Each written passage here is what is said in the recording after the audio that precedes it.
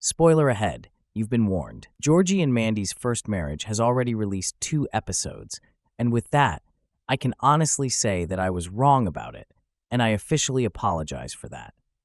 For years, I covered both The Big Bang Theory and Young Sheldon for Screen Rant, so it was a given that I would also tackle the latest show in Chuck Lorre's evolving universe.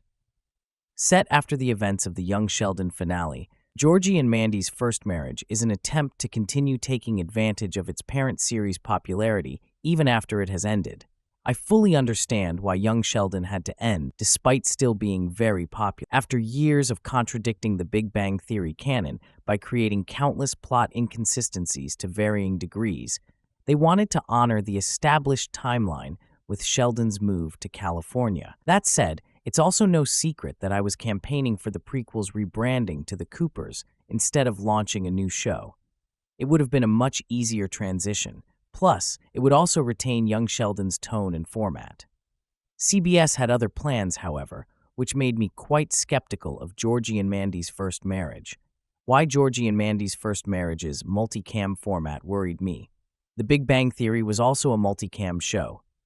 Premiering a new spin-off, even with its ties to hit shows, always comes with risks.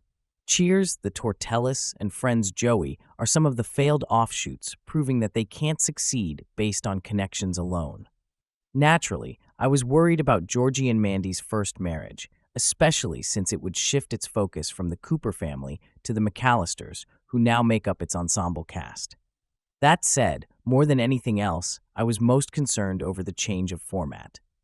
Young Sheldon was a single-cam series, which meant that it was filmed in closed-door sets.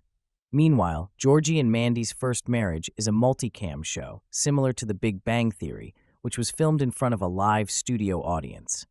Based on the overall vibe of the nerd-centric sitcom, its setup gave it a more humorous tone, which wasn't bad. It is just that I wanted Georgie and Mandy's First Marriage to have the same storytelling approach, balancing comedy and drama as its parent series, and it was hard to imagine that in a multicam environment. Georgie and Mandy's First Marriage premiere proves that it can still do dramatic scenes effectively. The first 2 episodes of Georgie and Mandy are surprisingly emotional. As it turns out, I didn't have anything to be concerned about at all. Having watched the first 2 episodes of Georgie and Mandy's First Marriage, I am quite impressed with how the series is able to balance comedy and drama effectively, despite the live audience's laughter. The single-camera setup really worked for Young Sheldon, as it allowed the director to control the pacing of the narrative. It could stay in a dramatic or tense moment for as long as it needed, which meant that these scenes were able to breathe. Being filmed in front of people, Georgie and Mandy's First Marriage doesn't have that luxury, since it has live viewers to cater to. Despite that, it is still able to effectively tackle emotional moments. Georgie and Jim's conversation about the death of George is particularly a standout moment for me, as it was then that I realized that Georgie and Mandy's First Marriage isn't shying away from delving deeper storylines. It's also worth noting that the cast has been great. Montana Jordan and Emily Osment are exceptional during Georgie and Mandy's more serious conversations without losing their dynamic's playfulness. How Georgie and Mandy's First Marriage's format can make it better than Young Sheldon. Georgie and Mandy's First Marriage can benefit from its live studio audience. Just because Georgie and Mandy's First Marriage has been great in executing their dramatic scene, it doesn't mean that it sacrifices its comedy. If anything, I think that it makes it more creative and precise.